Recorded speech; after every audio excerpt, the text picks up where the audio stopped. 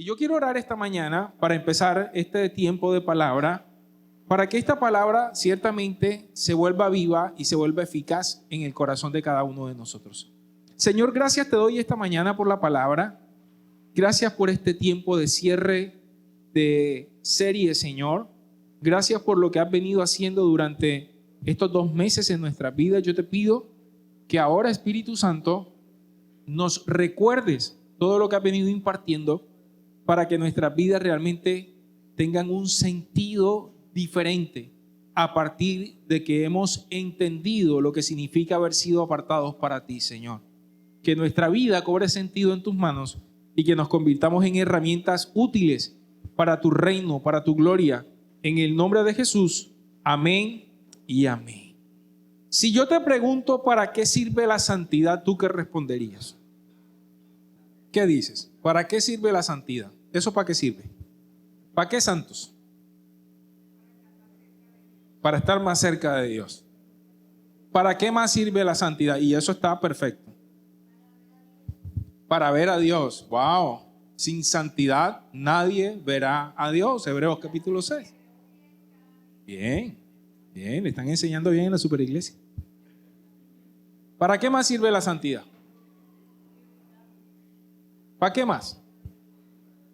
Porque vuelvo e insisto, si nosotros no entendemos para qué hacemos cada cosa que hacemos, no se vuelve significativa en nuestras vidas, ¿ves? Y no podemos quedarnos pensando que la santidad, por ejemplo, es para que nosotros nos veamos más bonitos, para que nos veamos más piadosos, o que cuando la gente nos vea diga, wow, allá va un hijo de Dios. Porque la verdad es que de apariencia y de vocabulario y de expresiones, todos podemos ser buenos cristianos. ¿Sí o no? Porque a ti te escuchan un gloria a Dios, a ti te escuchan un bendiciones, te escuchan algo como eso y dicen, este man es cristiano, esta mujer es cristiana. O por lo menos tiene a Dios en su corazón, dicen por ahí. Y si de pronto la manera como vistes, como te expresas, como tratas, dicen, este hombre o esta mujer es cristiana. Ahora, la pregunta del $1.000.000 es, ¿eso es suficiente? ¿Es suficiente que la gente te vea así? ¿Cómo? Exactamente. La palabra en Santiago capítulo 4, y ahora quiero llevarlos a que podamos entender por qué no es suficiente que nosotros simplemente nos veamos bien o nos portemos bien, y eso está bien, ¿no? Porque la parte de la santidad es que eso pase en nuestras vidas, nos veamos más bonitos, que nos veamos bien, que nuestras vidas sean transformadas, pero eso no es suficiente. Santiago capítulo 4, versículo 17, en la Nueva Traducción Viviente dice, recuerden que es pecado saber lo que se debe hacer y luego no hacerlo. Es pecado saber lo que se debe hacer y luego no hacerlo. La versión PDT, Palabra de Dios para Todos, dice, si uno sabe hacer el bien y no lo hace, está pecando. O sea que no solamente es que tú dejes de hacer lo malo y que te veas más bonito, sino que empieces a hacer lo que es correcto. Porque como dice la Reina Valera, el que sabe hacer lo bueno y no lo hace, le es contado por pecado. Porque si nosotros nos quedamos simplemente con que la bendición es mía y no llevamos a otras personas a que conozcan el reino de Dios, a otras personas las animamos a ser transformados y nos volvemos colaboradores de Dios para que ellos también sean santificados, apartados para Dios, no estamos cumpliendo el propósito de Dios. Nos estamos quedando a medias. Y nosotros, y esto lo he dicho en varias ocasiones y lo voy a volver a repetir, nosotros somos hedonistas por naturaleza. Nos gusta el placer, nos gusta lo bueno y normalmente cuando tú estás bien, es decir, cuando tú estás recibiendo algún tipo de bienestar, tú dices, pues la vida está bien. Y por eso muchas veces en un país como este, que estamos tan acostumbrados desafortunadamente a ver tantas atrocidades como lo que pasó esta semana de un hombre que violó y asesinó a una niña de 6 meses. Esto es una atrocidad. Pero tú ves la noticia y dices, wow, uy, qué tremendo, no sé qué, pero das la vuelta y ya se te olvida el tema. Porque ¿cuántos de ustedes se quedaron orando, clamando todo el día porque esto no vuelva a pasar en Colombia? Levante la mano al que hizo eso. Gloria a Dios por usted. Porque normalmente nosotros somos realmente personas indolentes frente a este tipo de situaciones. Y vemos lo que pasa cuando, ¿se acuerdan? Hace como un mes, el atentado que hubo allá en la Panamericana, de que le metieron el cilindro y estalló un bus, carros, cuántos muertos ese día. Y esa semana estuvimos todos, wow, qué tremendo, pero ¿cuántos se siguen acordando de eso? ¿Cuántos seguimos orando por eso? Para que no siga pasando. ¿Y cuánto más? Porque no solamente es orar, ¿cuánto estamos haciendo para que eso no vuelva a ocurrir? ¿Cómo estamos tratando? Precisamente hace un rato estábamos hablando de que la razón por la cual hoy por hoy estamos viendo que tanta gente está llevando y manejando ideologías que están por fuera de lo que dice Dios en su palabra, es porque nosotros no estuvimos atentos a que el gobierno, a que las filosofías de este mundo adoctrinaran a nuestros hijos. Y hoy estamos viendo las teorías huaquistas, las progresistas, las comunistas, y estamos simplemente allí, dejando que las cosas ocurran. Y tenemos que levantarnos como hijos de Dios para que eso deje de ser. Porque la razón fundamental de ser santificados está contenida en el propósito de serlos. Amén. El propósito de ser santificados, allí está contenida la razón fundamental de serlo. Ahora, ¿cuál es ese propósito? Hay tres cosas que podemos anotar con respecto al propósito de ser santificados o el para qué lo somos. Lo primero lo dijo la pastora Luchi, anótate un punto, la comunión con Dios. Eso es fundamental, tener una relación más profunda, más real, más íntima con Dios. Porque solamente cuando tú eres santificado, realmente te puedes acercar a Dios.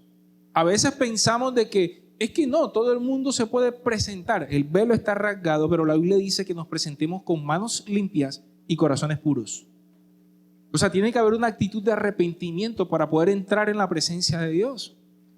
Porque tú estás entrando a la presencia magnífica del Espíritu Santo. Y a veces dejamos por fuera o el hecho de que Dios es Dios, ¿me explico? Y no sé si es que a veces humanizamos a Dios o a veces, no sé, perdemos de vista la majestad de Dios. Y yo he hecho esta pregunta en otras ocasiones y hoy te la voy a volver a hacer. ¿Qué pasaría si Jesús estuviera en este lugar, físicamente hablando? ¿Qué le dirías a Jesús si tú estuvieras delante de su presencia? ¿Cuál sería tu actitud? Yo creo que ni siquiera pudiéramos hablar. Por lo menos yo creo que caería de rodillas delante de Él. ¿Sí me explico? Pero como no lo estamos viendo, perdemos de vista que Jesús vive en nuestro corazón. Y a veces que entramos sin reverencia delante de su presencia. Incluso venimos a la iglesia sin ser reverentes. Porque la presencia de Dios está en este lugar. Y cuando tú vienes a la presencia de Dios, necesitas ser reverente frente a la presencia. Y reverente no es religiosidad. Reverente es entender, comprender que estás delante del estrado de Dios, del trono de Dios, y que Dios es el que se está moviendo en este lugar mientras las alabanzas de su pueblo están sonando. Porque eso es lo que dice la palabra, que Él habita en medio de las alabanzas de su pueblo.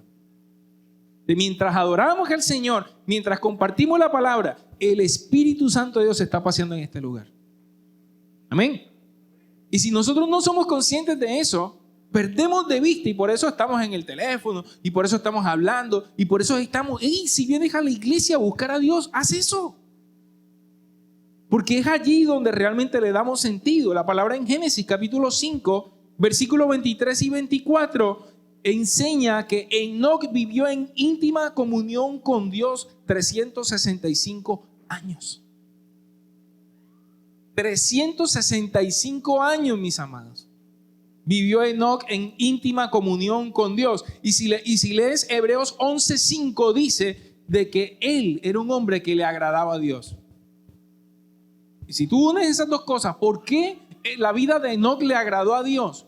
Porque vivía en íntima comunión con Dios.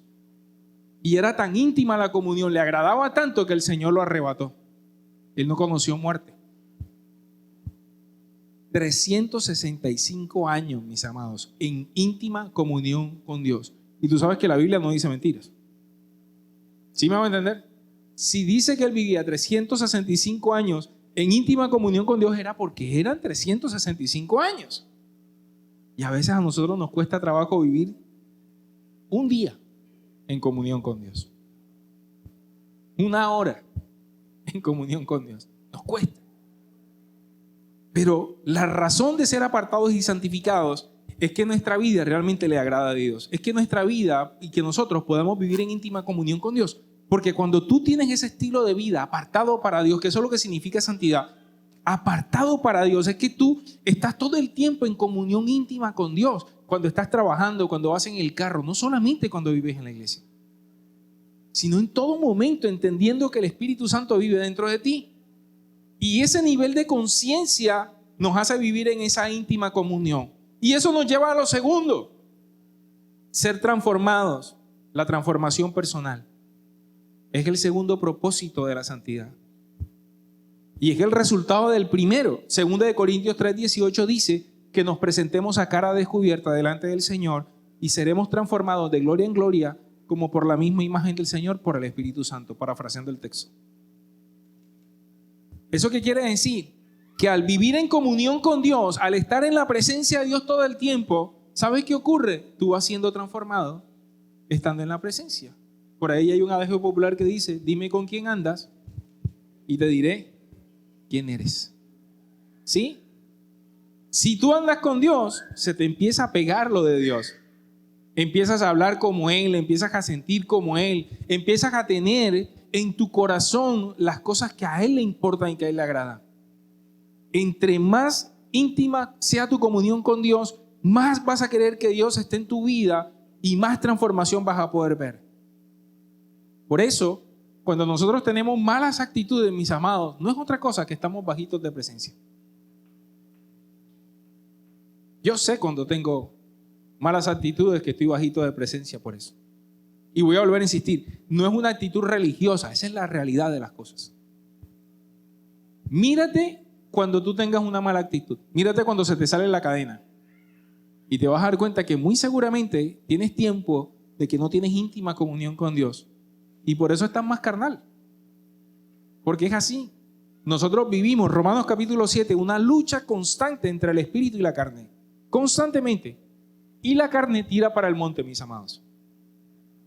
Pero si tú estás en el espíritu, cada vez te vas a parecer más a Dios. Y la transformación personal es la que hace sentido que nosotros realmente seamos cristianos. Porque ¿para qué venimos a la iglesia o para qué seguimos a Dios si no vamos a ser transformados? Si vamos a seguir siendo los mismos de antes, no tiene ningún sentido. Porque lo que Dios quiere es transformar nuestras vidas a su imagen. Regresarnos al diseño original que Él tiene con nosotros. Porque nosotros fuimos creados a imagen y semejanza de Dios. Y eso es lo que quiere, que reconectemos con Él. Y estas dos primeras, comunión con Dios, transformación personal, tienen que ver con nuestro propio beneficio. Es decir, que Dios nos santifica para que tengamos este beneficio, estar cerca de Él, vivir en comunión con Él y ser transformados, volvernos mejores personas. Pero esta tercera es la que verdaderamente hace el verdadero propósito. Y la tercera razón, razón por la cual nosotros hemos sido santificados es para poder vivir el propósito divino de Dios. Ojo, el propósito divino de Dios no es tu propósito, sino el de Él. Amén. Hay una gran diferencia entre tú vivir tu propósito cuando tú dices que yo quiero hacer lo que sueño, lo que deseo, mis anhelos, quiero alcanzar mis metas. ¿Cuántos hemos dicho eso? ¿Y trabajamos por eso o no? O sea, nos esforzamos por alcanzar nuestra meta, nuestro propósito y todo ese tema. Pero el verdadero propósito de nuestras vidas no es vivir nuestro sueño, nuestro propósito, nuestra meta, sino la de Él. Amén. Y cuando cumplimos su propósito es cuando verdaderamente nuestras vidas empiezan a tener un sentido mayor que el sentido que tenemos en esta tierra de los vivientes.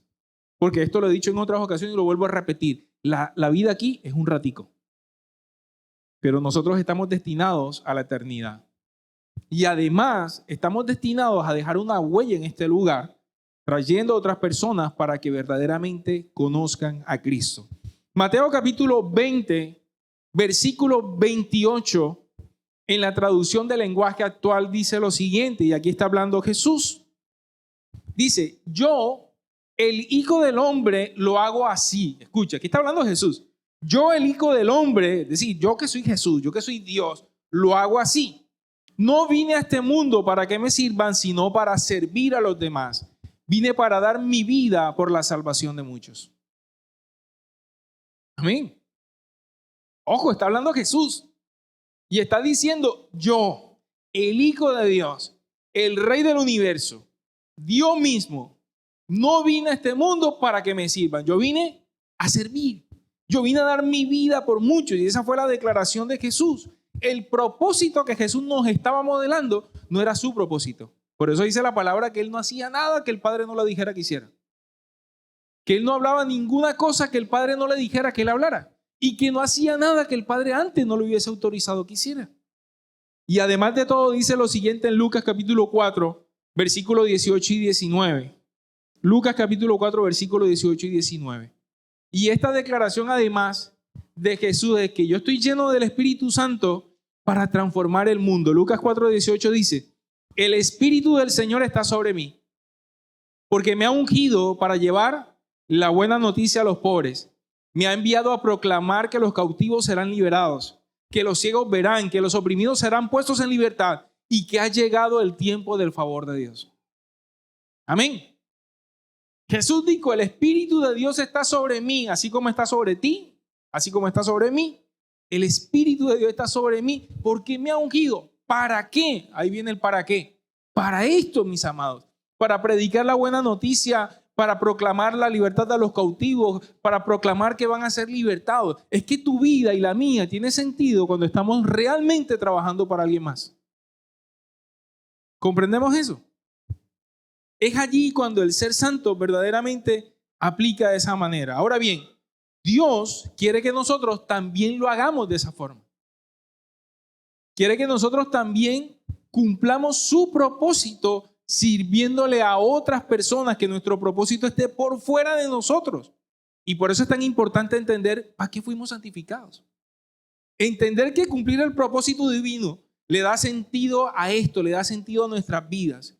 Dios nos equipó de una manera bien interesante porque Dios nos dio a cada uno de nosotros un paquete especial. Y lo hizo para que cumpliéramos su propósito.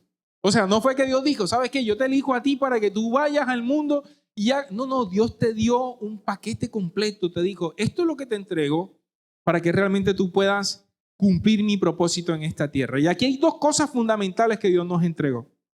Y quiero que las anotes en las tablas de tu corazón y aquí aterrizamos toda esta temática de la santificación y que puedas entender estas dos cosas. Número uno, Dios le dio a cada uno de nosotros distintos dones. Dios nos dio distintos dones a cada uno de nosotros. Dile a la persona que tienes a tu lado, tus dones no son los míos. ¿Y sabes por qué Dios nos dio dones distintos a nosotros? Porque Dios no quería que entre nosotros hubiese ciertamente competencia, sino complementariedad. Y por eso Dios te hizo distinto totalmente a mí y a mí me hizo distinto a ti. Dios te entregó cosas que yo no tengo y yo tengo cosas que tú no tienes. Porque somos un cuerpo. Y los que son orejas, los que son ojos, los que son pies, los que son manos, son distintos, cumplimos distintas funciones. Y la Biblia dice que la oreja no le puede decir al ojo que haga tal cosa. No, cada quien está en lo suyo, pero tenemos que trabajar de manera concertada. Y cuando entendemos eso, podemos cumplir mejor al Señor en la eclesía. Anota esa palabra, eclesía. Porque este es el verdadero sentido de la iglesia.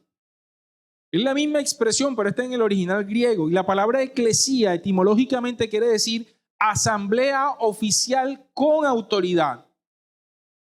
Asamblea oficial con autoridad.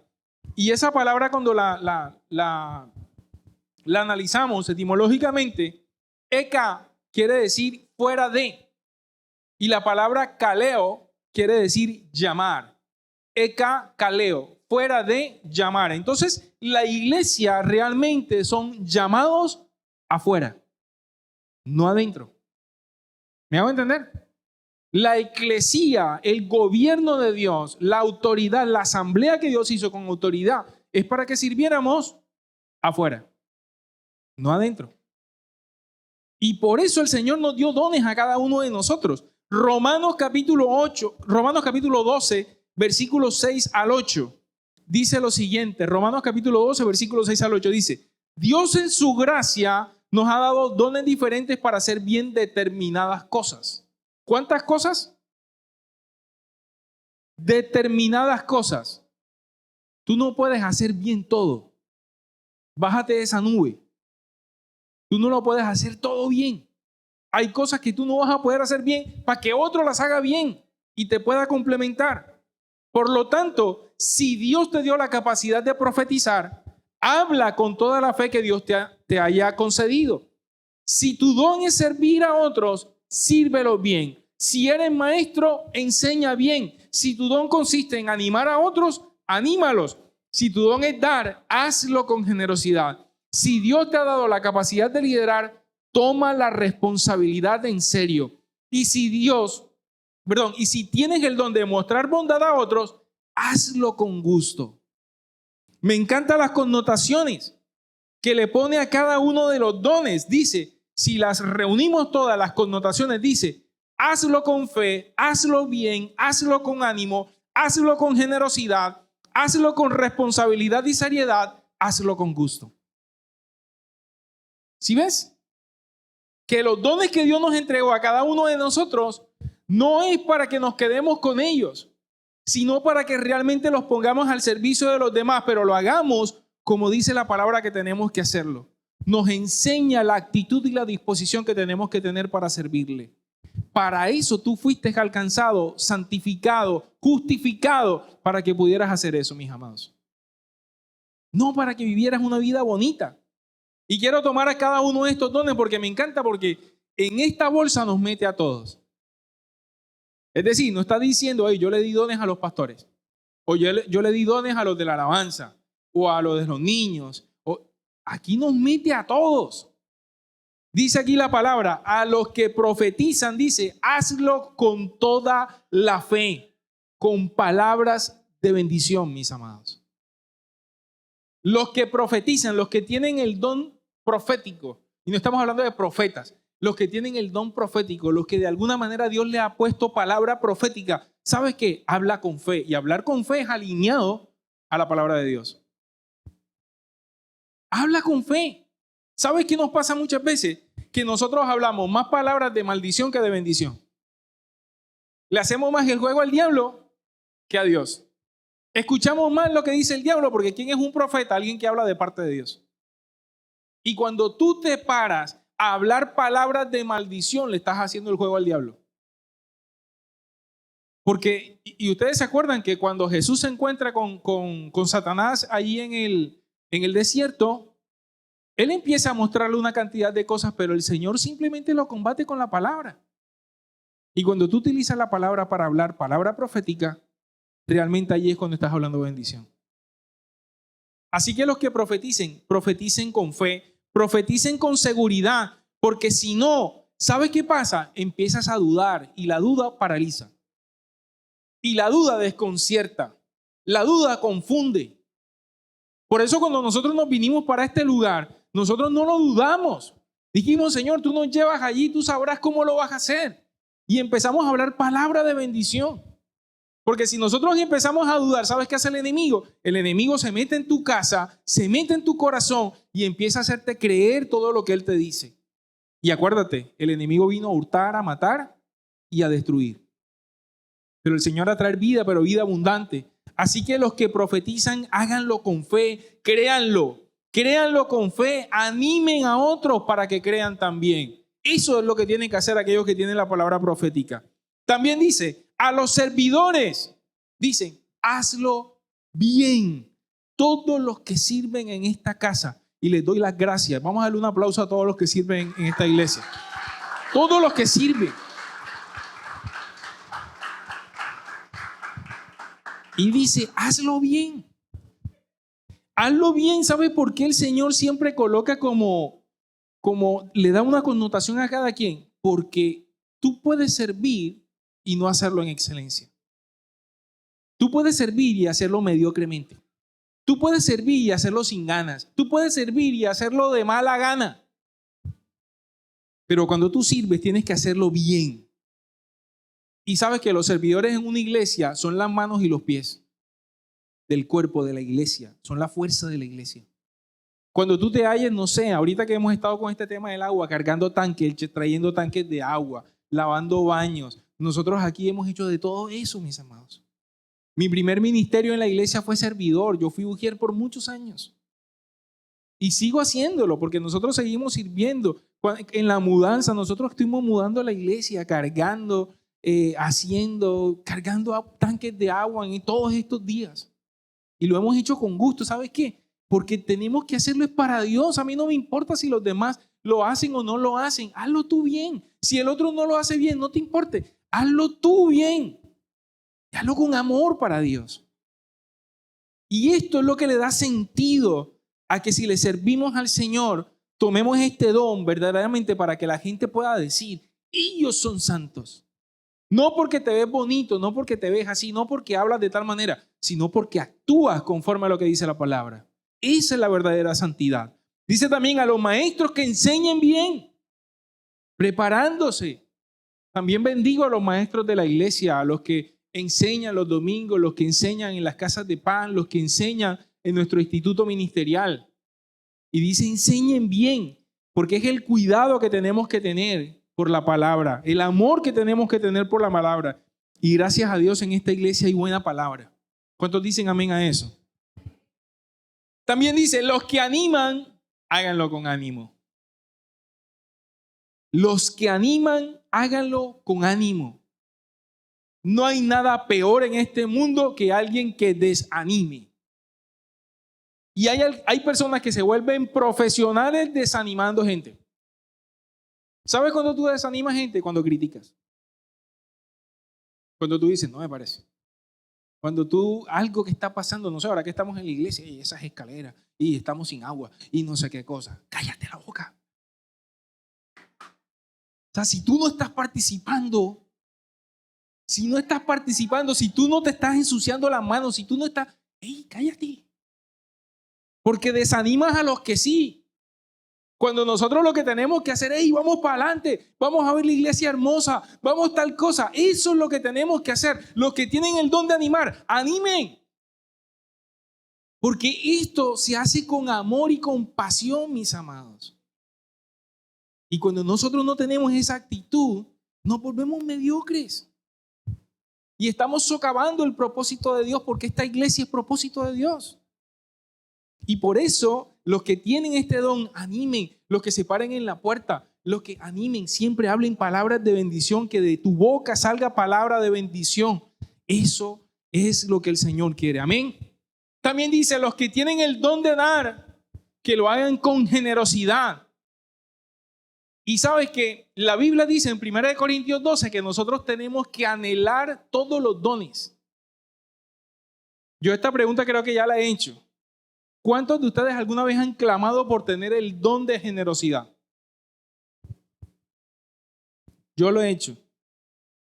Pastora Luchi, ¿quién más ha clamado por ese don? ¿Sabe? Este es uno de los dones que la gente no clama por él. Volvemos al tema del hedonismo. Queremos dones así espectaculares, el don de la sanidad. Sí, el don de que yo pongo las manos sobre los enfermos. ¿Y sabes? Porque tú eres el que te vas a lucir. Pero tener el don de la generosidad, me encanta. La palabra en 2 Corintios capítulo 8, versículo 4, está el ejemplo de la iglesia de Macedonia. La Biblia dice que era una iglesia pobre. Pero ellos le pidieron a Pablo, le dijeron, le rogaron, dice la palabra, le rogaron participar en la generosidad. ¿Sabes por qué? Porque cuando tú tienes este don de dar, de generosidad, te parecen más a Jesús. Porque si hay algo que identifica el carácter de Jesús, es el dar. Y la gente muchas veces piensa, es que dar, es que es plata y no sé qué. Y gloria a Dios por los que tienen la capacidad de poder dar dinero. Y de paso les digo, aquellos que aquí en la iglesia los molestan siempre para que den una ofrenda, denle gracias a Dios por eso, porque ustedes tienen cara de generosos y son generosos. Ayer mi esposa me decía, gloria a Dios, a mí todo el mundo me pide plata en la calle. No sé a cuánto les pasa eso. Pero es increíble, yo voy por la calle y todo el mundo, alguien me para, me pide cosas, me pide todo el tiempo. Y ayer mi esposa me decía, bueno, gloria a Dios porque tienes cara de que tienes plata. Tienes cara de próspero, fue lo que me dijo. Pero lo que pasa es que cuando tú eres generoso, ¿ves? La Biblia dice que el generoso piensa en generosidades y por generosidades será exaltado. Y la generosidad te acerca al carácter de Dios y de verdad que necesitamos clamar por esto. Y les decía ahorita, los que hacen eso, los que les piden, no se ofendan por eso, mis amados. Ese es un don que Dios les ha dado. Y la Biblia dice, más bienaventurado es dar que recibir. ¿Sabes qué es lo que quiere decir la palabra bienaventurado? 1000 veces bendecido. 1000 veces bendecido, eso es lo que quiere decir esa palabra. Así que, no sé, ¿cuántos quieren pedir el don de la generosidad esta mañana? Amén. Poquitos, Dios mío. Perdona a los demás. ¿Sí? Los que lideren, dice, con responsabilidad y seriedad. Esta responsabilidad de liderar que Dios nos ha entregado a algunos de nosotros es una responsabilidad que tenemos que usar verdaderamente con mucha seriedad y responsabilidad. La Biblia dice que Mateo capítulo 22, muchos son los llamados, pocos los escogidos. Yo les decía hace unos domingos atrás, actúa como un escogido. Porque si tú estás aquí es porque eres llamado, pero no necesariamente un escogido. Y ser escogido son aquellas personas que le dijeron sí a todo a Dios. Que le dijeron, Señor, lo voy a hacer con seriedad, lo voy a hacer como corresponde. Porque lo que hacemos, lo hacemos para Dios y lo hacemos para que el reino de los cielos sea extendido. Tenemos que hacerlo con amor y responder con amor al amor que Dios nos ha entregado. Porque sabes una cosa, que Dios te elija para liderar es un privilegio. Dios por alguna razón vio en ti potencial, carácter, vio en ti pasión, vio en ti algo. Y tenemos que responder en amor a eso, porque no todas las personas son escogidas por Dios para hacer eso. Pero qué lindo cuando Dios nos ha dado este privilegio, hacerlo y hacerlo con amor.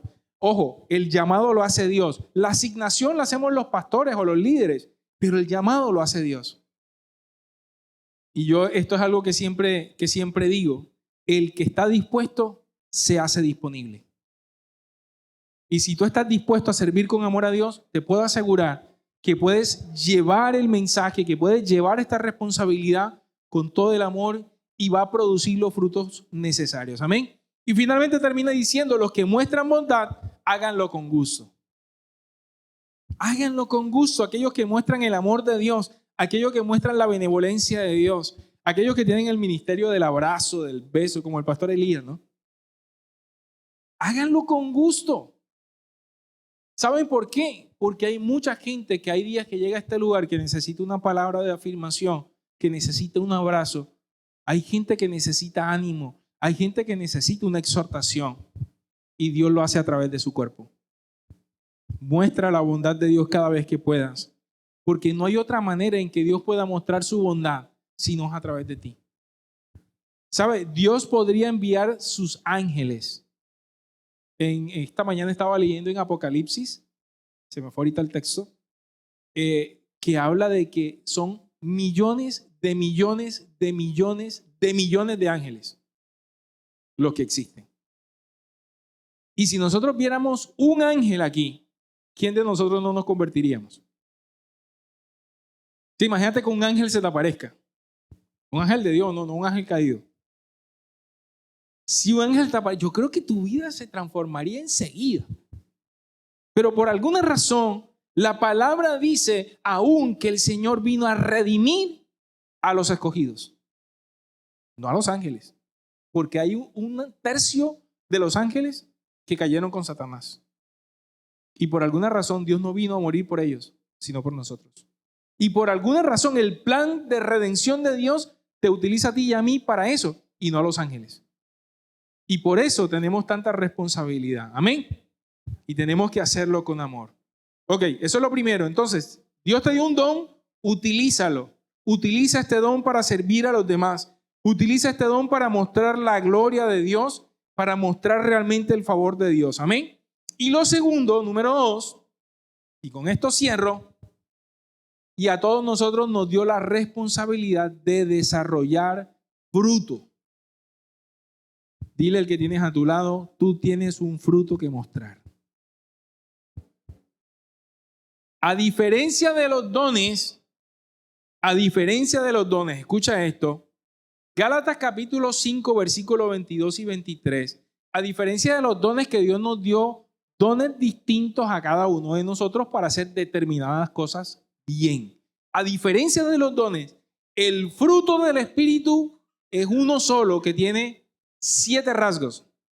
Y nosotros hemos sido, 9 rasgos, y nosotros hemos sido llamados a desarrollar cada uno de ellos. La palabra dice, mas el fruto del Espíritu es amor, gozo, paz, paciencia, benignidad, bondad, fe, mansedumbre y templanza.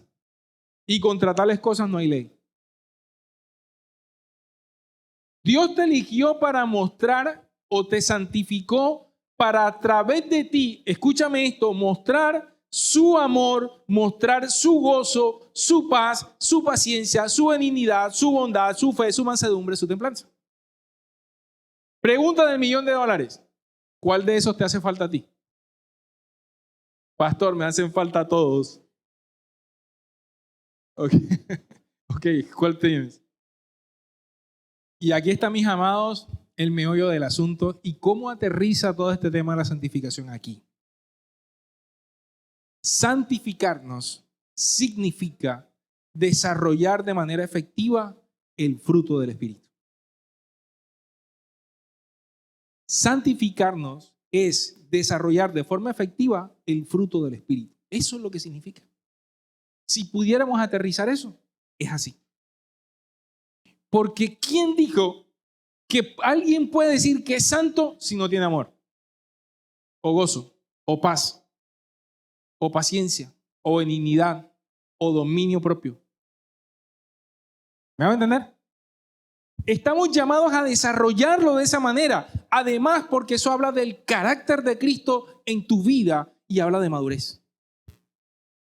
Ser santo y apartado para Dios no es solamente, insisto, para que te veas bonito, sino para que en verdad tu vida muestre que hay una transformación hecha por el Espíritu Santo.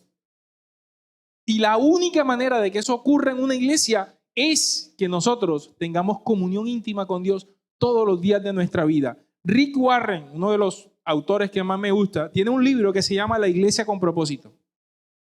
Y en esta iglesia él dice que el verdadero fruto del crecimiento de una iglesia no es el número de personas que se sientan en una silla, sino cuántos de ellos están dispuestos a cumplir la gran comisión. Ese es el verdadero fruto de una iglesia. No cuánta gente tiene, sino cuántos de los que están aquí sentados están dispuestos a cumplir la gran comisión. Y sabes que cuando tú estás dispuesto a cumplir la gran comisión, es decir, hacerlo por otras personas, es porque empezaste a ser una persona madura. Es porque ya te quitaste del medio y dejaste de ser el centro de atención de todas las, o querer ser el centro de atención, porque quiero decirte esta mañana, tú no lo eres. Tú no eres tan importante. Dile eso a la persona que tienes a tu lado. Díselo. Para que lo sepa. Tú no eres tan importante. Tú crees que lo eres, pero no lo eres.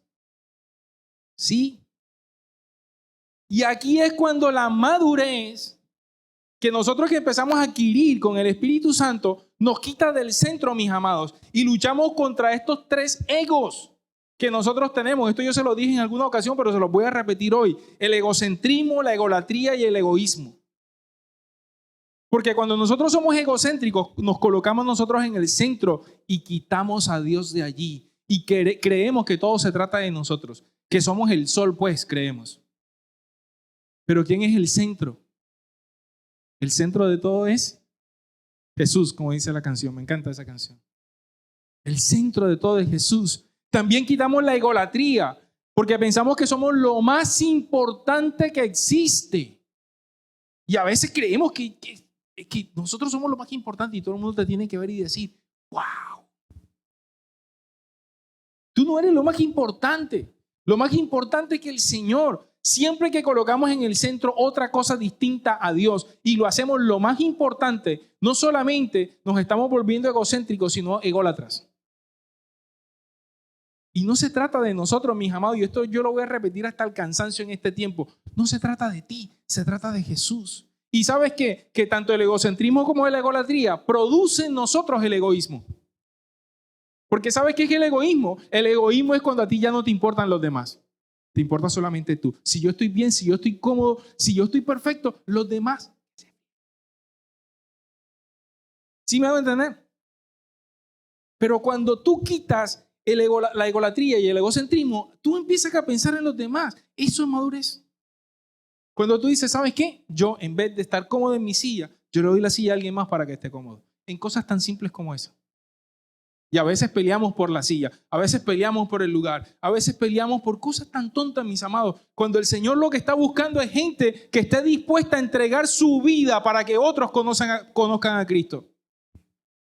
Y eso verdaderamente es lo que hace que nosotros nos veamos verdaderamente maduros, que nosotros nos hayamos quitado ese traje viejo, como dice la palabra en Efesios 4:22, quítate el viejo hombre, deja que el Espíritu te renueve y ponte un traje de santidad.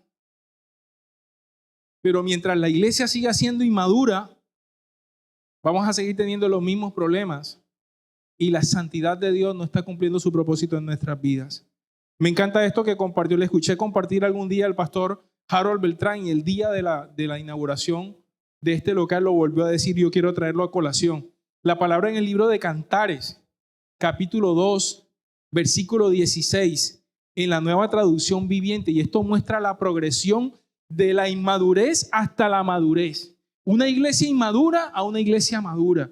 La palabra en Cantares 2:16 dice, Nueva Traducción Viviente, mi amado es mío y yo soy suya. Él apacienta entre lirios. Mira la relación que muestra. ¿Qué dice? Mi amado es mío, mío. Como los niñitos, no, esto es mío. Ahora que los niños están así pequeños, todo es mío. Ellos son egocéntricos, son ególatras, son egoístas. Mío, mi amado es mío, mío, mío.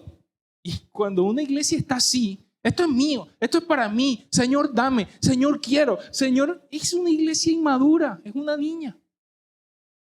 Y hemos venido declarando que ya nosotros no somos niños.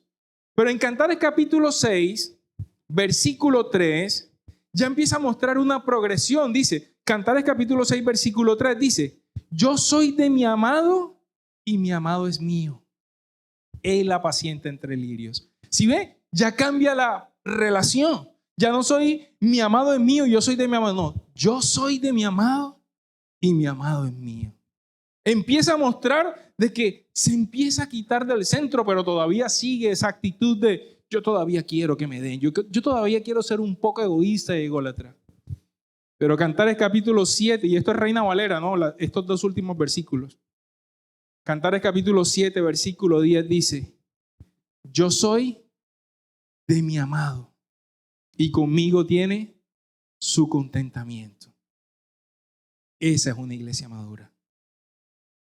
Ya no es yo soy de mi amado y mi amado. No, simplemente yo soy de mi amado.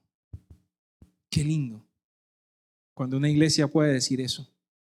Y cuando una iglesia se quitó totalmente del centro y fue santificada para colocar al amado como lo más importante de todo. Cuando nosotros podemos proclamar yo soy de mi amado. Cuando eso es lo que más importa.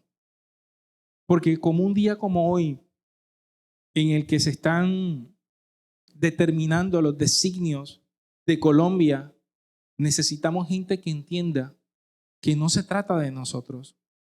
Se trata de que nosotros pensemos aún en nuestras generaciones. Que pensemos en Colombia, que pensemos en todo el mundo. De eso se trata. Pero ¿sabes? Cuando el pensamiento egocéntrico sale de nuestras vidas y colocamos a Dios como primero, entonces somos maduros, somos verdaderamente santos, porque hemos entendido cuál es el propósito que tenemos que cumplir para que Dios sea glorificado. ¿Cuántos dicen amén a eso? Yo quiero que te quede en el corazón esta mañana de que la santidad que Dios haya elegido, insisto, no es para que te veas más lindo, no es para que tengas una buena vida.